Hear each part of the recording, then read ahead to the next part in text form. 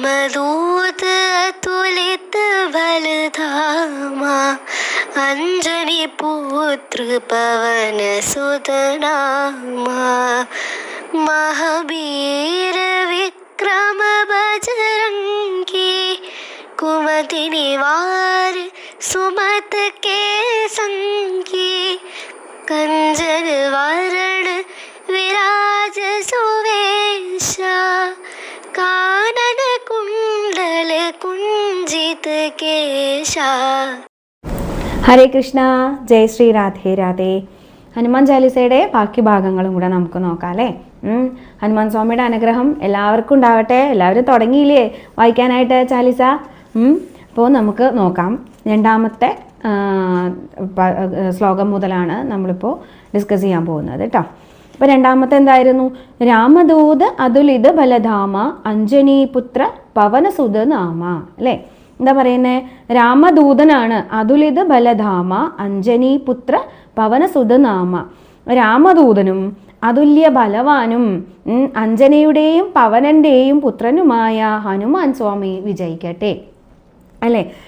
ബലത്തിൽ മറ്റാരുമായി തുലനം ചെയ്യാൻ സാധിക്കില്ല സ്വാമീനെ അല്ലേ. സ്വാമിയുടെ ബലം വെച്ച് നോക്കുമ്പോൾ അതിബലവാനാണ് അല്ലേ. അപ്പോൾ ആരുമായിട്ടും തുലനം ചെയ്യാൻ സാധിക്കില്ല ഹനുമാൻ സ്വാമിയുടെ ബലത്തിനെ. ഹനുമാൻ തൻ്റെ ബലം രാമകാര്യങ്ങൾക്കായാണ് ഉപയോഗിക്കുന്നത്. അതായത് ഭഗവത്ഗീത പ്രകാരം പറയുകയാണെങ്കിൽ അകർമ്മം ചെയ്യുന്ന ആളാണ് ആര്? ഹനുമാൻ സ്വാമി. അകർമ്മം എന്താണ്? ഭഗവാന് വേണ്ടി കർമ്മം ചെയ്യുക അല്ലേ. അതായത് ബലം പ്രതീക്ഷിക്കാതെ കണ്ട് കർമ്മം ചെയ്യുന്ന ആളാണ് ആര്? ഹനുമാൻ സ്വാമി അല്ലേ. രാമകാര്യത്തിന് വേണ്ടിയാണ് അല്ലേ. സ്വന്തം ജീവൻ പോലും പണയം വയ്ക്കാൻ തയ്യാറായിരുന്നു ഹനുമാൻ സ്വാമി എന്നാണ് പറയുന്നത് അല്ലേ. അപ്പോൾ അതീവ ബലവാനും അഞ്ജനയുടെ പുത്രനും വായുപുത്രനും രാമദൂതനും അതുലിത ബലവാനുമായിട്ടുള്ള ഹനുമാൻ സ്വാമി വിജയിക്കട്ടെ എന്നുള്ളതാണ് ഈ രണ്ടാമത്തെ വരിയുടെ അർത്ഥം അല്ലേ. ഇനി ആരാണ് അഞ്ജന അല്ലേ? നമുക്കറിയാം ഹനുമാൻ സ്വാമിയുടെ അമ്മയാണ് അഞ്ജന എന്ന് പറയുന്ന അമ്മ. അപ്പോൾ ആ അമ്മയുടെ കഥയൊന്ന് കേട്ടാലോ? എന്താണെന്ന് നോക്കാം അല്ലേ. പുഞ്ചികസ്ഥല എന്നൊരു അപ്സരസ് ആയിരുന്നു ആര്? ഈ അഞ്ജന എന്ന് പറയുന്ന അമ്മ അല്ലേ. അപ്പം നമുക്കറിയാം അപ്സരസുകൾ സാധാരണഗതിയിൽ വിവാഹം കഴിക്കില്ല. ദേവലോകത്തിലുള്ള നർത്തകികളാണ്, അല്ലെങ്കിൽ ദേവന്മാരെ സംതൃപ്തിപ്പെടുത്തുന്ന സ്ത്രീകളാണ് അപ്സരസുകൾ എന്ന് പറയുക അല്ലേ. അവർക്ക് ഒരുപാട് ഗുണങ്ങളുണ്ട് കേട്ടോ. അവരൊക്കെ ദേവന്മാരുടെ പോലെ കഴിവുള്ള ആളുകൾ തന്നെയാണ്. അപ്പം അങ്ങനെയുള്ള ആ ദേവ അപ്സരസായിട്ടുള്ള ആ പുഞ്ചികസ്ഥല എന്നുള്ള ആ ഒരു അപ്സരസ് അവരെന്ത് ചെയ്തു എന്ന് വെച്ചാൽ അവർ ബൃഹസ്പതി എന്ന് പറയുന്ന ദേവഗുരുവിനെ സേവിച്ചു. അപ്പം അദ്ദേഹത്തിന് വളരെ സന്തോഷമുണ്ടായി. അപ്പം അദ്ദേഹം പറഞ്ഞു, അദ്ദേഹം ഒരു വരം കൊടുക്കുകയാണ്, മകളെ നിനക്ക് നല്ലൊരു സൽപുത്രൻ ഉണ്ടാകട്ടെ എന്നൊരു വരം കൊടുത്തു. പക്ഷേ വിവാഹം കഴിക്കാതെ എങ്ങനെയാണ് സൽപുത്രൻ ഉണ്ടാവുക അല്ലേ. അപ്പോൾ ഈ അപ്സരസുകൾ പൊതുവെ വിവാഹം കഴിക്കാത്ത ആളുകളാണ്. അപ്പോൾ അതായത് അവർ കുടുംബജീവിതത്തിലേക്ക് പോവാത്ത ആളുകളാണ്, അതാണ് ഉദ്ദേശിക്കുന്നത്. അപ്പോൾ ഇങ്ങനെയാണ് അല്ലേ. അപ്പോൾ അങ്ങനെ ഇരിക്കുന്ന സമയത്താണ് ദുർവാസാവ്. നമുക്കറിയാം ദുർവാസാവ് അതീവ കോപിഷ്ഠനായിട്ടുള്ള അല്ലെങ്കിൽ ക്ഷിപ്രകോപിയായിട്ടുള്ള ഒരു മഹർഷിയാണ്. അദ്ദേഹം പെട്ടെന്ന് പുഞ്ചലികസ്ഥല എന്ന് പറയുന്ന ഈ അപ്സരസ് ഭൂമിയിൽ ഇറങ്ങി വന്ന സമയത്ത് ചില സമയത്ത് അവരുടേതായ വിഹാരങ്ങളിൽ ഏർപ്പെട്ടിരിക്കുന്ന സമയത്ത് മഹർഷിയാണല്ലോ, അദ്ദേഹത്തിന് പെട്ടെന്ന് ദേഷ്യം വരികയും അദ്ദേഹം ഇവരുടെ ഈ ചഞ്ചലമായിട്ടുള്ള ഈ പ്രവൃത്തി കണ്ടിട്ട് പറഞ്ഞു, നീ ഒരു വാനര സ്ത്രീയായിട്ട് നീ ജനിക്കട്ടെ എന്ന് പറയും. സ്വാഭാവികമായിട്ടും ശാപം കിട്ടി കഴിയുമ്പോൾ എന്ത് സംഭവിക്കും? എല്ലാവർക്കും പേടിയാവും അല്ലേ. വേഗം ചെന്നിട്ട് മഹർഷിയോട് പറയും, മഹർഷി ക്ഷമിക്കണം, ഞാൻ എന്താ ചെയ്യേണ്ടത്, എനിക്ക് ശാപമോക്ഷം വേണം എന്ന് പറയും. അപ്പോൾ പറയും, വിഷമിക്കേണ്ട, നീ ഒരു സൽപുത്രന് ജന്മം കൊടുക്കും, ആ പുത്രൻ്റെ ജന്മത്തോടു കൂടി നിനക്ക് ശാപമോക്ഷം ലഭിക്കും എന്ന് പറയും അല്ലേ.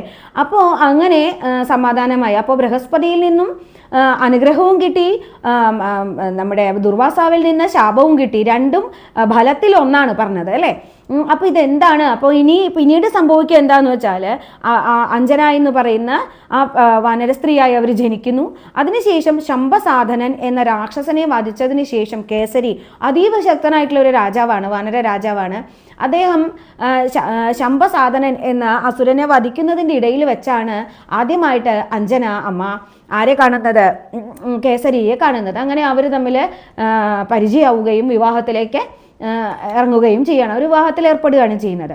ഒരുപാട് കാലം അവർ വിവാഹത്തിൽ സന്തോഷത്തോടെ ജീവിക്കും. പക്ഷെ അവർക്ക് കുഞ്ഞുങ്ങളില്ല. അപ്പം അങ്ങനെ വിഷമിച്ചിരിക്കുന്ന സമയത്താണ് എന്താ സംഭവിക്കുക? വായുദേവൻ്റെയും ഭഗവാന്റെയും ശിവൻ മഹാദേവൻ്റെയും വായുദേവൻ്റെയും അനുഗ്രഹത്തോടു കൂടിയിട്ട് അഞ്ജനയ്ക്ക് ഒരു പുത്രൻ, ദിവ്യ തേജസ്സുള്ള ഒരു പുത്രൻ ജനിക്കുകയാണ് ചെയ്യുന്നത്. അഞ്ജനയിലുള്ള അത് മാത്രമല്ല, ഇവര് ഓൾറെഡി അപ്സരസാണ് അല്ലേ, അല്ലെങ്കിൽ ദേവലോകത്തുനിന്ന് വന്നിട്ടുള്ള ഒരു സ്ത്രീയാണ്. അപ്പോൾ അവർക്ക് ഓൾറെഡി അവർക്കും അവരുടേതായ ദിവ്യമായ കഴിവുകളുണ്ട്. അങ്ങനെ ആ അഞ്ജനയുടെ അഗ്നി തേജസ്സും കൂടെ ആർക്ക് കിട്ടി? ഈ പുത്രന് കിട്ടുകയാണ് ചെയ്യുന്നത്. അതുമാത്രമല്ല, സർവത്ര എന്താണ് ദേവന്മാരും അനുഗ്രഹനും മഹർഷിമാരുടെ അനുഗ്രഹവും ഹനുമാന് തൻ്റെ മാതാവിലൂടെ ലഭിക്കുകയാണ് ചെയ്തത് അല്ലേ.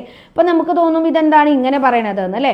അതായത് ഹനുമാൻ സ്വാമിയുടെ സ്ഥൂല ശരീരം കേസരിയുടെയാണ്. സ്ഥൂല ശരീരം അതായത് നമ്മൾ കാണുന്ന നമ്മുടെ ഈ ശരീരം പോലത്തെ ശരീരം കേസരിയുടേതാണ്.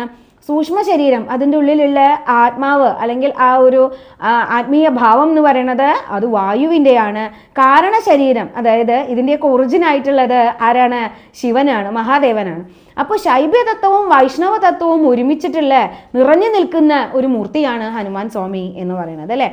അപ്പോൾ ശൈവ്യർക്കും വൈഷ്ണവർക്കും ഒരുപോലെ പ്രിയപ്പെട്ടവനാണ് ആര്? ഹനുമാൻ സ്വാമി അല്ലേ. ഏറ്റവും വലിയ വൈഷ്ണവനാണ് അല്ലേ, എന്താണ് രാമദൂതനാണ് അല്ലേ.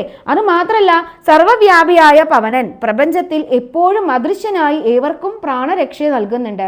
ആ പവനന്റെ പുത്രനാണ് ആര്? ഹനുമാൻ. അതുകൊണ്ട് തന്നെ പ്രാണരക്ഷകനുമാണ് ആര്? ഹനുമാൻ സ്വാമി അല്ലേ.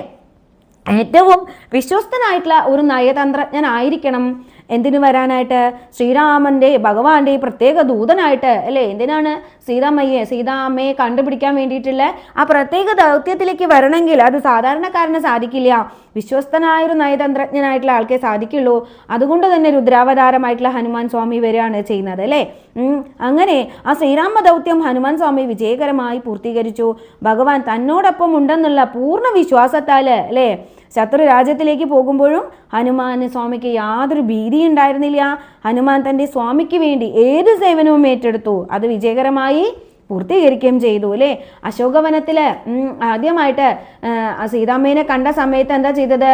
ഞാൻ രാമദൂതനാണെന്ന് വിനീതനായിട്ട് ഹനുമാൻ സ്വാമി സീതാ അമ്മയോട് പറയാണ്. അപ്പോൾ സീതാദേവിയുടെ സന്ദർശനത്തോടൊപ്പം തന്നെ ലങ്കയുടെ ഭൂമിശാസ്ത്രം, അവിടുത്തെ കാര്യങ്ങൾ എങ്ങനെയാണ്, അവിടെ എങ്ങനെയുള്ള വീടുകളാണുള്ളത്, എങ്ങനെയുള്ള ആളുകളാണുള്ളത്, അതാണ് നയതന്ത്രജ്ഞൻ എന്ന് പറഞ്ഞത്. ഇതെല്ലാം ആരെ ധരിപ്പിച്ചു? ലങ്കയുടെ ഒരു വിശദമായ പിക്ചർ ആർക്ക് കൊടുത്തു? ശ്രീരാമസ്വാമിക്ക് കൊടുത്തു അല്ലേ. അപ്പോൾ സൈനിക ശേഷി അതീവ മഹത്തരമാണ്. ആധികാരികമായ വിവരങ്ങളും ഹനുമാൻ ആർക്ക് കൊടുത്തു? ശ്രീരാമചന്ദ്രമൂർത്തിക്ക് കൊടുത്തു. രാജദൂതനായിട്ടല്ല ആര് പോയത്? രാമദൂതനായിട്ടാണ് പോയത് അല്ലേ. അപ്പോൾ രാജദൂതനും രാമദൂതനും തമ്മിലുള്ള വ്യത്യാസം എന്താണ്? രാജദൂതന് വലിയ ക്വാളിറ്റിയുടെ ഒന്നും ആവശ്യമില്ല അല്ലേ. പക്ഷെ രാമദൂതന് കുറേ പ്രത്യേകതയുണ്ട്. എന്തൊക്കെയാണ്? നിയന്ത്രിതമായ മനസ്സ് വേണം. കാരണം എന്താണ്? അവിടെ ചെല്ലുമ്പോൾ ആരുടെ അടുത്താ ചെല്ലണേ? രാമദൗത്യമായിട്ടാണ് ചെല്ലുന്നത് അല്ലേ. അപ്പോൾ ശ്രീരാമസ്വാമി എപ്പോഴും ക്ഷമയുടെ ആളാണ്. അപ്പോൾ അങ്ങനെയുള്ള ആ സ്വാമിയുടെ ദൂതനും നിയന്ത്രിതമായ മനസ്സുണ്ടാവണം, ഇന്ദ്രിയ നിയന്ത്രണം വേണം. ജിതേന്ദ്രിയനാണ് ഹനുമാൻ സ്വാമി അല്ലേ. വായുവേഗ സഞ്ചാരം, സ്പീഡ്, അജാതി സ്പീഡാണ് അല്ലേ ഹനുമാൻ സ്വാമിക്ക്. വിവേക ബുദ്ധി വേണം അല്ലേ. വാനരനാണ് എന്ന് പറയാൻ പറ്റില്ല ആ സ്വാമിയെ. അതീവ ബുദ്ധിമാനാണ്. ജ്ഞാനശക്തി, ക്രിയാശക്തി ഇത്രയധികമുള്ളൊരു ദേവൻ വേറെ ഇല്ല എന്നാ പറയാ. അപ്പോൾ ഭഗവാൻ അറിഞ്ഞു കൊടുത്തിരിക്കുന്നതാണ് ആർക്ക്? ഹനുമാൻ സ്വാമിക്ക്. അപ്പോൾ അത്രയും എന്താണ് വിവേകാണുള്ളത്. പവിത്രത, ബുദ്ധിയും പവിത്രതയും. ബുദ്ധി അതീവ ബുദ്ധിമാനാ. പവിത്രത എന്ന് വെച്ച് കഴിഞ്ഞാൽ അത്രയ്ക്കും പവിത്രമാണ് അല്ലേ. ഇവയെല്ലാം ഇതിൽപ്പെടും. ആർക്ക്? രാമദൂതൻ എന്നുള്ള ക്വാളിറ്റിയിൽ പെടും അല്ലേ. പിന്നെ സത്യം മാത്രമേ പറയുള്ളൂ. അതാണ് രാമദൂതനായ ഹനുമാൻ ധർമ്മദൂതനാണ് എന്ന് പറയുന്നത് അല്ലേ. ധർമ്മത്തിൻ്റെ ദൂതനാണ്. അതുകൊണ്ട് തന്നെ ഹനുമാൻ സ്വാമിയുടെ ഭക്തരും ആ ലെവലിലായിരിക്കണം പോവാനായിട്ട്.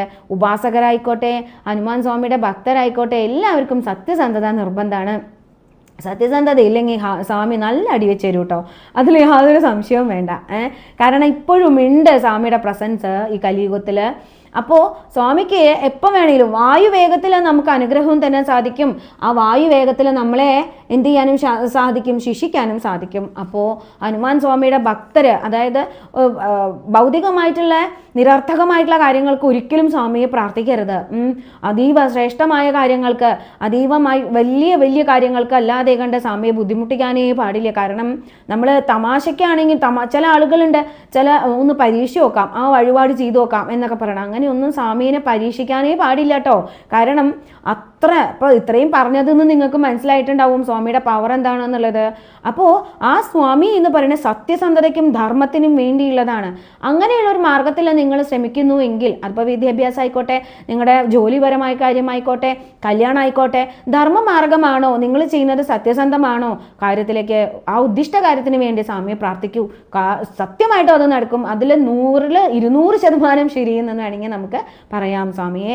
അതല്ലാതെ കണ്ട് സാധാരണ ഒരു ദേവനെ കാണുന്ന ഒരു ഭാവത്തിൽ ഒരിക്കലും ഹനുമാൻ സ്വാമിയെ കാണരുത്. ഹനുമാൻ സ്വാമി രാവണ സഭയിൽ ശ്രീരാമ സന്ദേശം അറിയിച്ചുകൊണ്ട് ശക്തി പ്രകടാക്കി. നമുക്കറിയാം അവിടെ മുഴുവനും എന്താ ചെയ്തത്, കത്തിച്ചു കളഞ്ഞു. സ്ഥാനമോഹിയല്ലാതെ ഹനുമാൻ രാമായണത്തിലൂടെ എപ്പോഴും ഭഗവാന്റെ ആ അമൂല്യ സന്ദേശങ്ങളാണ് നമുക്ക് ഹനുമാൻ സ്വാമി തന്നുകൊണ്ടിരിക്കുന്നത് അല്ലേ. എപ്പോഴും എന്താ പറയുന്നത്, ശ്രീരാമ ജയ രാമ ജയ ജയ രാമ എന്നാണ് എപ്പോഴും ഹനുമാൻ സ്വാമി പറഞ്ഞുകൊണ്ടിരിക്കുക അല്ലേ. അപ്പോൾ ഹനുമാൻ ഭക്തരായ സാധുസന്ത മഹാത്മാക്കള് രാമതത്വം ജഗത് നന്മയ്ക്കായിട്ട് ബോധ്യപ്പെടുത്തണം. അതായത് ഭഗവാനെ കുറിച്ച് പറയുന്നവരെയാണ് ഹനുമാൻ സ്വാമിക്ക് ഏറെ ഇഷ്ടം. അപ്പോൾ അങ്ങനെയുള്ള ഹനുമാൻ സ്വാമിയെ എല്ലാവരും പ്രാർത്ഥിക്കണം. സ്വാമിയോട് നമ്മുടെ പ്രാർത്ഥന അല്ലെങ്കിൽ സ്നേഹം നമ്മൾ അറിയിക്കണം കേട്ടോ. അതാണ് ഈ ഒരു പദ്യം അല്ലെങ്കിൽ ഈ ഒരു രണ്ടാമത്തെ വരിയുടെ അർത്ഥം. ഞാൻ വിശദമാക്കി എന്ന് മാത്രമേ ഉള്ളൂ. ആദ്യത്തെ അർത്ഥം വളരെ ലഘുവായിട്ട് പറഞ്ഞിട്ടുണ്ട്, പക്ഷേ കുറച്ചും കൂടെ വിശദമാക്കി എന്ന് മാത്രം. മൂന്നാമത്തേതും കൂടെ നോക്കാം അല്ലേ. മഹാബീര വിക്രമ ബജറംഗി കുമതി നിവാര സുമതികേ സംഗി. ഇവിടെ മഹാബീർ എന്നാണ് പറയുക. നമ്മൾ തുടക്കത്തിൽ പറഞ്ഞിട്ടുണ്ടായിരുന്നു ഇത് വ്രജഭാഷയിലാണ് എഴുതിയിട്ടുള്ളത്. അപ്പോൾ ഇവിടെ വാ എന്ന വാക്ക് ഉപയോഗിക്കില്ല, ബായാണ് കേട്ടോ ഉപയോഗിക്കുക. അതുപോലെ യാക്ക് പകരം ജായും നാക്ക് പകരം നായുമാണ് ഉപയോഗിക്കുക.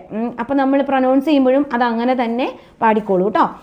തെറ്റൊന്നുമില്ല, പക്ഷെ എങ്കിലും അങ്ങനെയാണ് അത് ചെയ്യുക. അപ്പം അങ്ങനെ ചെല്ലണമെങ്കിൽ അങ്ങനെ ചെല്ലാം. പിന്നെ ഇതെല്ലാം നമ്മുടെ ഭക്തിയാണ് അല്ലേ. ഇപ്പോൾ ഹിന്ദിക്കാർ കൃഷ്ണ എന്ന് പറയുന്നു, നമ്മൾ കൃഷ്ണ എന്ന് വിളിക്കുന്നു. അവർ രാധ എന്ന് പറയുന്നു, നമ്മളും രാധേ എന്ന് വിളിക്കുന്നു അല്ലേ. അതിലൊരു വ്യത്യാസമേ ഉള്ളൂ. മഹാദേവിനെ മഹാദേവ് എന്ന് വിളിക്കുന്നു, നമ്മൾ മഹാദേവൻ എന്ന് പറയുന്നു. അതിലൊക്കെയുള്ള ചെറിയ ചെറിയ വ്യത്യാസങ്ങൾ, അതൊന്നും പ്രശ്നമില്ല കേട്ടോ. ഹരേ കൃഷ്ണ ധൈര്യമായിട്ട് വായിക്കൂ. ഇനി അത് പറഞ്ഞ് ആരും വായിക്കാതിരിക്കേണ്ട. ഇനി ഇതിൻ്റെ അർത്ഥം പറയാട്ടോ.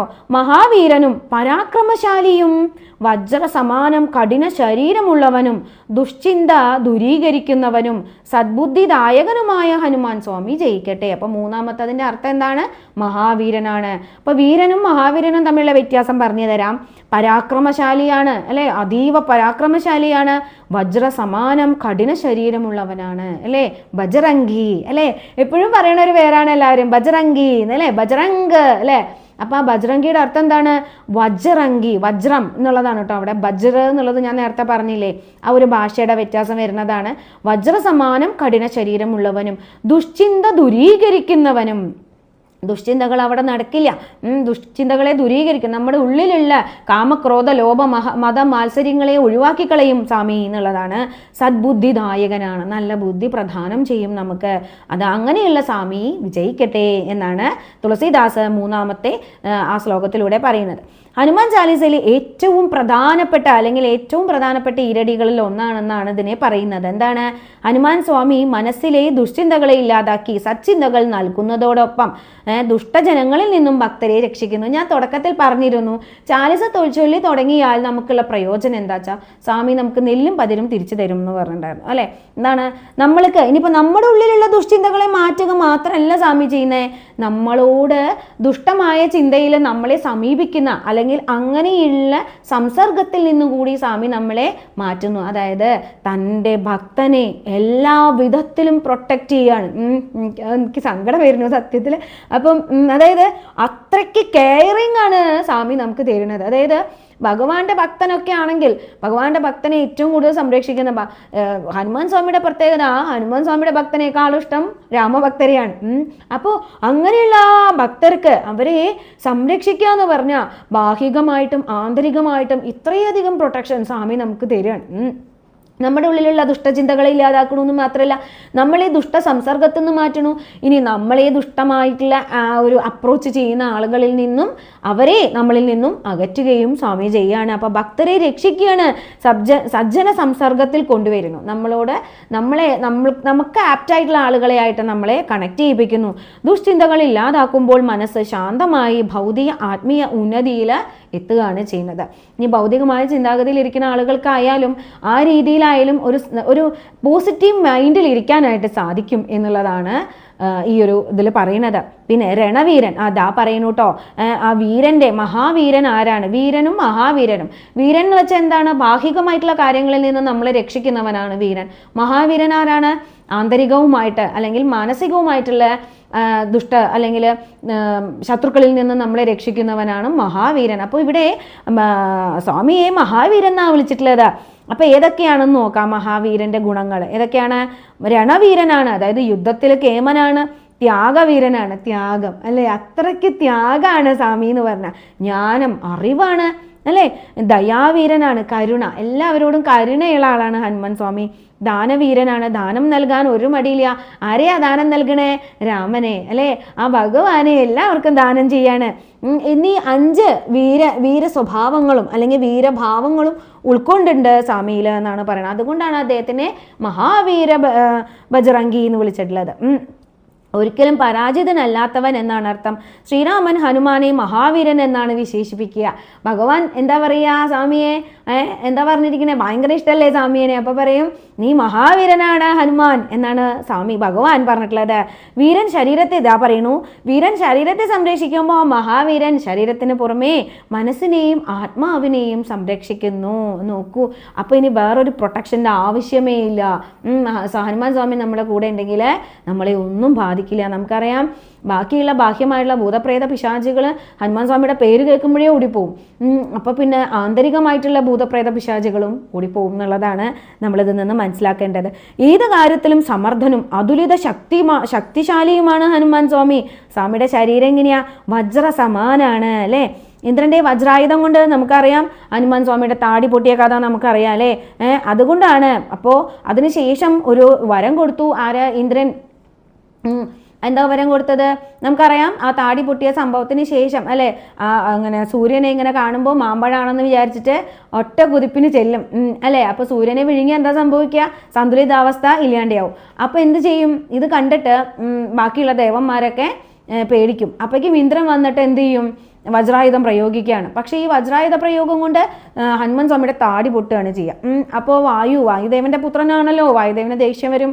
വായുദേവൻ ഓടി വന്ന് കുഞ്ഞിനെ പിടിക്കും. എന്നിട്ട് ഇന്ദ്രനെ വഴക്ക് പറയും. എന്നിട്ട് എന്ത് ചെയ്യും? നേരെ കൊണ്ടുപോകും. ഈ കുഞ്ഞിനെ കൊണ്ട് പാതാളത്തിൽ പോയി ഒളിച്ചിരിക്കും. അപ്പോൾ ഇവിടുത്തെ സന്തുലിതാവസ്ഥ, പ്രാണവായു ഇല്ലാത്ത അവസ്ഥയോ.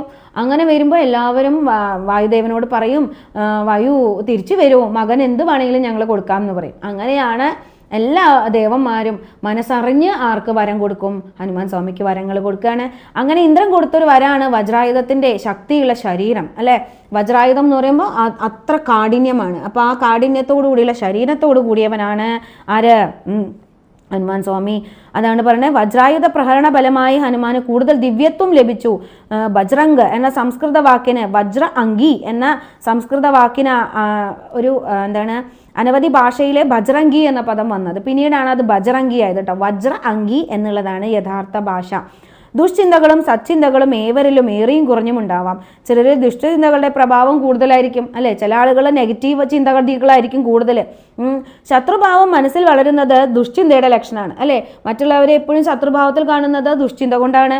അപ്പോൾ രാവണനെ ബോധവൽക്കരിക്കാനുള്ള മണ്ഡോദരിയുടെയും വിഭീഷണനും അടക്കമുള്ള പലരുടെയും ശ്രമം വിഫലമായത് രാവണനിലെ ദുഷ്ചിന്തകൾക്ക് ആധിക്യം കൂടുതലായതുകൊണ്ടാണ്. മണ്ഡോദരി വളരെ നല്ല സ്ത്രീയാണ് അല്ലേ. അത്രയും ഉത്തമയായിട്ടുള്ള ഒരു ഭാര്യയാണ് മണ്ഡോദരി. അതുപോലെ തന്നെ വിഭീഷണനും ധർമ്മിഷ്ഠനായിട്ടുള്ള സഹോദരനാണ്. ഇവരൊക്കെ പലതും പറയുന്നുണ്ട്. എന്താണ്? സീതാമ്മയ്യനെ തിരിച്ചു കൊണ്ടേ കൊടുത്ത് ഭഗവാന്റെ മുന്നിൽ അടിയറവ് പറയുന്നുണ്ട്. പക്ഷെ ഇതൊന്നും ആർക്ക് കേൾക്കില്ല? രാവണന് കേൾക്കില്ല. കാരണം എന്താ? ദുഷ്ടചിന്തകളാണ് അവിടെ കൂടുതൽ അല്ലേ. പിന്നെന്താണ്? പിന്നെ പറയുന്നു, ചിത്രത്തിലോ പ്രതിമയിലോ വിഗ്രഹത്തിലോ ഒതുങ്ങുന്ന മൂർത്തിയല്ല ഹനുമാൻ ഭക്തൻ അല്ലെങ്കിൽ ഹനുമത് ഭക്തി. ഹനുമാൻ സ്വാമി ഹനുമാനുമായുള്ള ഗുണങ്ങളെ പൂജിക്കുകയും ആ ഗുണങ്ങളെ പ്രാപ്തമാക്കാൻ പ്രാർത്ഥിക്കുകയുമാണ് നമ്മൾ ചെയ്യേണ്ടത്. സ്വാമിയെ കിട്ടണമെങ്കിൽ ഒരു വിഗ്രഹത്തിൽ വെച്ച് ആരാധിക്കുന്നത് കൊണ്ടോ കാര്യമില്ല. എന്താണ്? സ്വാമിയുടെ ഗുണങ്ങൾ മനസ്സിലാക്കിക്കൊണ്ട് അത് നമ്മുടെ ജീവിതത്തിലും നമ്മൾ അപ്ലൈ ചെയ്യുമ്പോഴാണ് സ്വാമി നമ്മുടെ കൂടെ കൂടുതലും ഉണ്ടാവുക എന്നാണ് പറയുന്നത് അല്ലേ. 4ാമത്തെ ശ്ലോകം കൂടി നോക്കാം നമുക്ക്. കഞ്ചന ഭരണ ബിരാജ സുബേഷ കാനന കുണ്ടല കുഞ്ചിത കേസ എന്നാണ് ഇവിടെ പറയുന്നത്. അപ്പോൾ ഈ വരികളിൽ പറയുകയാണ്, ഭൗതിക രൂപമാണ് വർണ്ണിച്ചു തുടങ്ങുകയാണ് സ്വാമിയുടെ. ഹനുമാൻ സ്വാമിയുടെ ഭൗതികമായിട്ടുള്ള രൂപം വിശദീകരിക്കുക. എങ്ങനെയാ? സ്വർണ്ണ നിറാണ്, ചുരുണ്ട മുടിയാണ്, ആകർഷണങ്ങളായ വിശേഷ വസ്ത്രങ്ങളും കാതുകളിൽ കുണ്ടലം ധരിച്ചവനുമാണ് ഹനുമാൻ സ്വാമി എന്ന് പറയാ. പിന്നെന്താ? ശുദ്ധി സൂചിപ്പിക്കുന്ന സ്വർണ്ണ നിറം. എന്താണ്? ആ പരിശുദ്ധിയെയാണ് സ്വർണ്ണ നിറം സൂചിപ്പിക്കുന്നത് അല്ലേ? ആ സ്വർണ്ണ നിറം എന്ന് പറയുമ്പോൾ അത് പരിശുദ്ധിയാണ് സൂചിപ്പിക്കുന്നത്. സൗന്ദര്യത്തിന് കൂടുതൽ തിളക്കം നൽകുന്നുണ്ട്. ചുരുണ്ട മുടിയുള്ളവർക്ക് അഴക് കൂടുതലാണ് അല്ലേ? ചുരുണ്ട മുടിയുള്ളവർ വളരെ സുന്ദരനാണ്. ഭഗവാൻ കൃഷ്ണൻ അല്ലേ? എന്ത് സൗന്ദര്യമാണ്! അപ്പൊ ഭഗവാന് ചുരുണ്ട മുടിയാണ്. അങ്ങനെയുള്ളവർ പൊതുവെ കുറവുമാണ് അല്ലേ? ഹനുമാനിൽ ഈ 2 ആകർഷണങ്ങളും ഉണ്ട്. സദാ ആകർഷണീയായ വിശേഷ വസ്ത്രങ്ങൾ ധരിക്കുന്ന ഹനുമാന്റെ ആത്മവിശ്വാസം അതുല്യമാണ് അല്ലേ? സ്വാമിയുടെ ആത്മവിശ്വാസവും അതുല്യം തന്നെയാണ്. ജന്മനാ ഹനുമാന്റെ കാതുകളിൽ കുണ്ടലുണ്ട് അല്ലേ? കർണാഭരണം ഉള്ള ആളാണ് ആര്? ഹനുമാൻ സ്വാമി എന്ന് പറയണത് അല്ലേ? അപ്പോൾ ഈ അഞ്ജന ബലവാനായിട്ടുള്ളൊരു പുത്രന് ജന്മം നൽകും എന്ന് കേൾക്കുമ്പോൾ നാരദനിൽ നിന്ന് കേട്ടറിയുന്ന ബാലി ഭയങ്കര അസൂയക്കാരനാണ്, സുഗ്രീവന്റെ ചേട്ടൻ. അപ്പോൾ ഈ ബാലിക്ക് എന്ത് ചെയ്യും? അഞ്ജനയുടെ ഗർഭം അലസിക്കാൻ വേണ്ടിയിട്ട് അഞ്ജനയുടെ കൊട്ടാരത്തിലേക്ക് വിരുന്നിന് ക്ഷണിക്കും, അഞ്ജനയും കേസരിയും കൂടെ. എന്നിട്ട് ആ സമയത്ത് എന്ത് ചെയ്യും? അഞ്ജനാദേവി അറിയാതെ കണ്ട് ഗർഭം നിർവീര്യമാക്കാൻ പഞ്ചലോഹം ഉരുക്കി ഭക്ഷണത്തിൽ കൊടുക്കും. ആർക്കാ കൊടുക്കുന്നത്? രാമദൂതനായിട്ടുള്ള പ്രത്യേക ദൗത്യം ഏറ്റെടുത്തിരിക്കുന്ന സ്വാമിക്കാണ് കൊടുക്കുന്നത് അല്ലേ? ഉരുക്കി ഭക്ഷണത്തിൽ കൊടുക്കും. എന്നാൽ യാതൊരു ഹാനിയും സംഭവിക്കില്ല എന്ന് മാത്രമല്ല, ആ പഞ്ചലോഹം ഉരുകി ഗർഭസ്ഥ ശിശുവിന്റെ കാതുകളിൽ ജന്മനാ കമ്മലിട്ടിട്ടാണ് ആര് വന്നിട്ടുള്ളത്? ഹനുമാൻ സ്വാമി വന്നിട്ടുള്ളത് അല്ലേ? അപ്പൊ ഈ കർണാഭരണം പ്രഥമ കൂടിക്കാഴ്ചയിൽ ശ്രീരാമസ്വാമിക്ക് ഹനുമാനെയും മനസ്സിലാക്കാനുള്ള അടയാളാണ് അല്ലേ? എൻ്റെ ഭക്തനാണ്, ദാ വന്നിക്കണു എൻ്റെ സ്വന്തം ആള് അല്ലേ? ആത്മാവ് അല്ലേ? ആ ആത്മാവ് ഭഗവാൻ തിരിച്ചറിയാണ്. ദാ വരുന്നു, എൻ്റെ ആരാണ്? എൻ്റെ ഏറ്റവും പ്രിയപ്പെട്ടവനാണ് അല്ലേ? ആ വന്നിരിക്കണമെന്ന് സ്വാമിക്ക് അല്ലെങ്കിൽ ഭഗവാന് സ്വാമിയെ തിരിച്ചറിയാൻ സാധിക്കുകയാണ്. ഹനുമാന് ചുറ്റും സദാ സൂര്യ തേജസ്സുള്ള പ്രഭാവലയുണ്ട്. വേഷത്തില് ഭാവം അനുസരിച്ചുള്ള ആദരവും ലഭിക്കും. രാവണനും കാലനീമിയും സന്യാസവേഷം ധരിച്ചിട്ടും ഉദ്ദേശശുദ്ധിയും ഭാവവും കപടമായിരുന്നു അല്ലെ? ഇവരൊക്കെ ആ സന്യാസവേഷം ധരിച്ചപ്പോഴും രാമായണത്തിൽ വിശദീകരിക്കുന്നുണ്ട്. ഇവരുടെ ആ വേഷത്തിന്റെ ഒരു പവിത്രത പോലും ഇല്ലാത്ത രീതിയിലാണ് അവരുടെ ആ വേഷം ധരിച്ചപ്പോൾ കാപട്യം പുറത്തു വന്നിട്ടുള്ളത്. പക്ഷെ സ്വാമിയുടെ ആ ഒരു ആദരവ് അതാണ് പറയുന്നത്. ആ വേഷത്തിന്റെ ഭംഗിയാണ് ഇവിടെ വിശദീകരിക്കുന്നത്. ഹനുമാൻ സാധുവേഷം ധരിക്കാതെ സാധുവായി ജീവിക്കുന്ന വ്യക്തിയാണ് അല്ലേ? സ്വാമി സാധുവായിട്ട് സന്യാസിയായിട്ട് ജീവിക്കുന്ന ആളാണ്. ആ സന്യാസി വേഷത്തിൻ്റെ ആവശ്യമില്ല എങ്കിലും എന്താണ്? ആ സന്യാസത്തിൻ്റെ എല്ലാ പരിവേഷവും അല്ലെങ്കിൽ എല്ലാ പരിശുദ്ധിയും ഉള്ള ആളാണ് ആര്? സ്വാമി എന്ന് പറയുക. ഇനി തലമുടിയും ചിന്തയും ശിരസിൽ നിന്നും ജനിക്കുകയാണ് ചെയ്യുന്നത്. ചുരുണ്ട മുടി എത്ര വലിച്ചു നീട്ടിയാലും പൂർവ്വസ്ഥിതി പ്രാപിക്കും ഇല്ലേ? എൻ്റെ തലമുടി അങ്ങനെയായിരുന്നു കേട്ടോ, പക്ഷെ ഇപ്പം ഇങ്ങനെ ആക്കിയതാണ്. ഇപ്പോൾ ഇത് പറഞ്ഞപ്പോൾ പറഞ്ഞു എന്ന് മാത്രം. അത് ശരിയാ, സ്പ്രിങ് എന്നാ പറയാ. നമ്മളിങ്ങനെ വലിച്ചു നീട്ടിയാൽ പിന്നെ അങ്ങോട്ട് മേപ്പോട്ട് പോകും. എത്ര മഹത്തായ കാര്യങ്ങൾ വിജയകരമായി പൂർത്തീകരിച്ചാലും നിരഹങ്കാരനായി ഹനുമാൻ തന്നിലേക്ക് തന്നെ ചുരുങ്ങുന്നു. ആ ചുരുണ്ട മുടി പോലെ തന്നെയാണ് സ്വാമി എന്നാ പറയണേ. അതായത് ഇങ്ങനെ വലിച്ചു നീട്ടിയാലും പിന്നെ അങ്ങോട്ട് തന്നെ പോവില്ലേ? അതേപോലെ എത്ര വലിയ മഹത്തരായിട്ടുള്ള കാര്യം ചെയ്താലും സ്വാമിക്ക് അഹങ്കാരം ഇല്ല അല്ലേ? ആ തന്നിലേക്ക് തന്നെ അങ്ങോട്ട് ഒതുങ്ങാനായിട്ട് സ്വാമിക്ക് സാധിക്കും. അപ്പോൾ സ്വാമിയുടെ എല്ലാ ഭക്തന്മാർക്കും അതിന് സാധിക്കണം. അപ്പോൾ അതിന് നമ്മൾ എന്ത് ചെയ്യണം? ഞാൻ പറഞ്ഞു 41 ദിവസം നിങ്ങളെല്ലാവരും ചെയ്യുന്നുണ്ടെന്ന് വിശ്വസിക്കുന്നു. 41 ദിവസം എല്ലാവരും കംപ്ലീറ്റ് ചെയ്യുക കേട്ടോ. ചാലിസ പലരും ചെല്ലുന്നവരുണ്ട്, സ്ഥിരമായിട്ട് ചെല്ലുന്നവരുണ്ട്. അതിൻ്റെ ഗുണം നിങ്ങൾക്ക് ശാരീരികവും മാനസികവുമായിട്ട് ലഭിക്കും, അതിൽ യാതൊരു സംശയമില്ല. ഇനി ആത്മീയമായിക്കോട്ടെ ഭൗതികമായിക്കോട്ടെ ഏതായാലും നിങ്ങളുടെ ഉദ്ദേശം സത്യസന്ധവും ധർമ്മവുമാണെങ്കിൽ, ധർമ്മനിഷ്ഠവുമാണെങ്കിൽ സ്വാമി കട്ടയ്ക്ക് കൂടെ നിൽക്കും. അതല്ലെങ്കിൽ ഉണ്ടാവില്ല. അതും എടുത്തു പറയുന്നുണ്ട്. ഹരേ കൃഷ്ണ. അപ്പോൾ എല്ലാവർക്കും ഹനുമാൻ സ്വാമിയുടെയും ശ്രീരാമചന്ദ്രമൂർത്തിയുടെയും അനുഗ്രഹം ഉണ്ടാവട്ടെ. എല്ലാവർക്കും ചാലീസ വായിക്കാനും അർത്ഥം മനസ്സിലാക്കാനും സാധിക്കട്ടെ. നമ്മളിത്ര വിശദമായിട്ട് പറയുന്നത് എന്തിനാന്ന് വെച്ചാൽ സ്വാമിയെക്കുറിച്ച് വിശദമായിട്ട് അറിയാൻ വേണ്ടിയിട്ടാണ് കേട്ടോ ഞാൻ ഇത്രയും പറയുന്നത്. ഹരേ കൃഷ്ണ. അപ്പോൾ എല്ലാവർക്കും ഈ വീഡിയോ ഉപകാരപ്പെടുന്നു എന്ന് വിചാരിക്കുന്നു. അനുഭവങ്ങൾ എല്ലാവരും കമൻറ്റിൽ രേഖപ്പെടുത്തുക. പിന്നെ നിങ്ങൾക്ക് ഈ വീഡിയോ ഉപയോഗപ്രദമായി എന്ന് തോന്നുന്നു എങ്കിൽ അതറിയിക്കുക. ഹരേ കൃഷ്ണ. ഹരേ കൃഷ്ണ. ജയ ശ്രീ രാധേ.